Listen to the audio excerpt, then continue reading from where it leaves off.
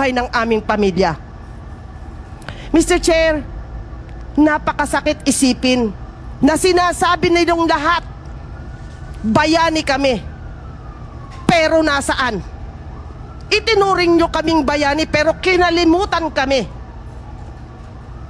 Limot na bayani kami. Di po ba? Limot na bayani na po kami, Mr. Chair. Kaya po, nasaan ang hustisya? Bibilhin ang aming palay, 8 piso, 10 piso. Kumain ka sa Jollibee, kumain ka sa McDo, magkano ang isang kakapiranggot na kanin? 25? Eh kung isasaing nyo yung 1 kilo, gaano karaming 25 pesos yon? Hindi po ba, Mr. Chair? Kaya po nasaan ang hustisya sa aming mga magsasaka? Sana po, ito pong lahat ng aming mga hinaing na ito, opo, wala po akong datos na hawak na katulad nila. Sabi ko nga po sa inyo, hindi ako master degree.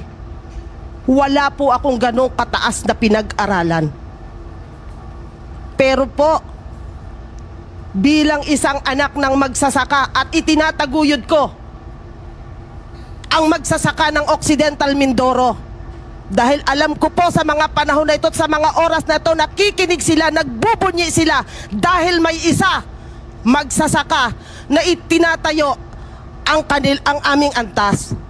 Mr. Chair, sana po darating ang oras na maipadala namin ang aming mga hinaing, ang aming mga nais pang mangyari para sa aming hanap.